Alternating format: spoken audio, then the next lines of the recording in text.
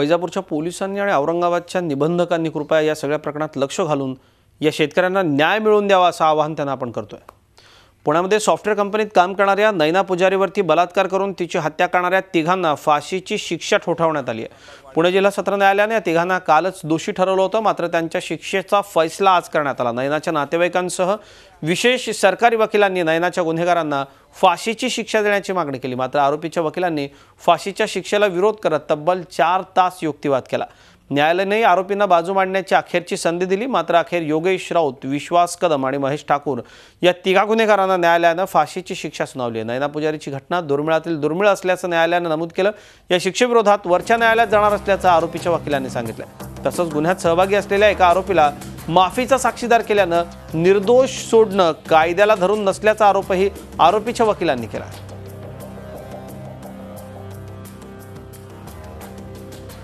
ही दुर्मिळातली दुर्मिळ अशी घटना आहे, ज्याला रेअरेस्ट ऑफ रेअर केस म्हणतो। असं कोर्टापुढे युक्तिवाद मी केला।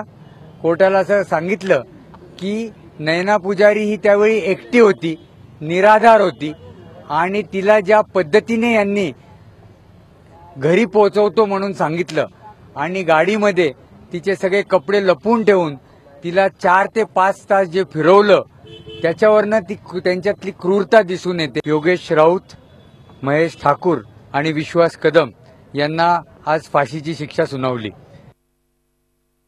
कोर्टाने 302 120 ब या कायद्यानुसार फाशीची शिक्षा सुनावलेली आहे। नंबर 1, 2, 3 आणि रेपच्यावर जन्मठेपेची शिक्षा दिली आहे। आम्ही या शिक्षेला असंतुष्ट आहे। माफीचा साक्षीदाराला निर्दोष सोडणे, एकत्र गुन्हा केल्यानंतर त्यांना निर्दोष करणे हे समाजाचा विरोधाभास होत आहे, म्हणून ह्या निकालाच्या विरुद्ध आम्ही अपील कोर्टात जाणार आहोत। अत्यंत क्रूर आणि नीच प्रवृत्तीच्या या इसमांना न्यायालयाने फाशी ठोठावली। नक्कीच समाधानाची बाब आहे, पण 8 वर्ष याकरता जायला लागले आणि त्यातला एक आरोपी ससून रुग्णालयातून पळून गेला होता, तो 1.5 वर्ष जेलच्या बाहेर होता। यावरून आपण लक्षात घेऊ शकतो किती कसलेले आणि अगदी निर्ढावलेले हे गंभीर गुन्हेगार होते। नैना पुजारी यांच्या कुटुंबियांशी बातचीत केली आहे माझे सहकारी अरुण मेहत्रे यांनी। नैना पुजारी बलात्कार आणि खून प्रकरणाचा खटला 8 वर्ष सुरू होता आणि या खटल्याचा अखेर आज निकाल लागलाय।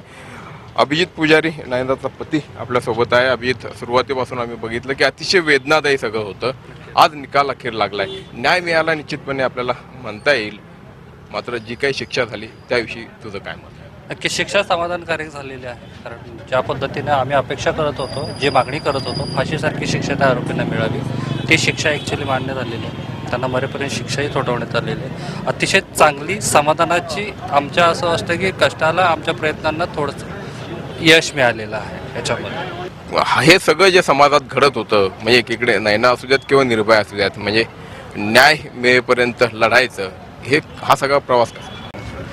आपल्यावरती अन्याय होतो, आपल्यावरती अत्याचार होतो आणि अत्याचारासाठी जो न्याय मिळण्यासाठी आपण जेव्हा दाद मागतो, त्यावेळी प्रत्येक सामान्य माणसाला रस्त्यावरती येतो, ही खेदाची बाब आहे आणि हे होऊ नये यासाठी मी म्हणेन की एक नैना पुजारीसारखं उदाहरण आपल्या समाजासमोर ठेवावं की त्या आरोपींना फाशीची शिक्षा मिळाली। पण त्याच्या पुढची गोष्ट, फाशीची शिक्षा मिळत असताना आज एक अनुभव तुमच्याशी शेअर करतो अरुण, की त्या गुन्हेगारांच्या चेहऱ्यावरती कुठलाही लवलेश नव्हता, कुठलीही भावना नव्हती, कुठली पश्चातापाची भावना नव्हती आणि असं असताना सुद्धा अशा प्रकारचे गुन्हे घडतात तेव्हा अशा लोकांना आपण फाशीची शिक्षा देणं हे योग्यच आहे असं मला वाटतं। ताई, मला माहिती आहे की किती त्रासदायक हे सगळं आहे, पण आज अखेर त्यांना कुठेतरी फाशी झाली आहे आणि न्याय मिळाला असं वाटतं। तिने जे यातना भोगल्या, तर गुन्हेगारांना फाशीची शिक्षा झाली म्हणजे तिला न्याय मिळाला असं वाटतं आणि यामुळे समाजात हाही संदेश जाईल की असा गुन्हा केला तर फाशीसारखी शिक्षा होणार आहे, त्याच्यामुळे एक जरब बसेल गुन्हेगारांना। अशा घटना एक तर घडूच नाही, याच्यासाठी उपाययोजना व्हायला पाहिजेत। काही ऑलरेडी केलेल्या आहेत आणि अजूनही त्या अजून स्ट्रिंजंट कराव्या लागतील आणि न्यायासाठी सुद्धा एवढी वर्ष लढावं लागतं, तर त्याच्यामध्येही बदल घडायला पाहिजे, न्यायव्यवस्थेमध्ये बदल घडवायला पाहिजे आणि निकाल लवकरात लवकर लागला तर अशा गुन्हेगारांवर वचक बसू शकतो। धन्यवाद आमच्याशी बोलल्याबद्दल. तर एका अर्थाने न्याय मिळाला आज असं आपण म्हणत असलो तरी या घटनांची पुनरावृत्ती होऊ नये, या घटनांना आळा बसायला पाहिजे याची काळजी आपल्याला घ्यायला लागेल. आणि म्हणूनच या सगळ्या पुढच्या काळातली जबाबदारी ही जशी न्याय व्यवस्थेवर आहे, जशी पोलिसांवर आहे, तशी समाजावर देखील आहे. व्हिडिओ जर्नलिस्ट प्रदीप खेंगरेसह अरुण मेहत्रे, जी मीडिया, पुणे. झी 24 तास रहा एक पाऊल पुढे.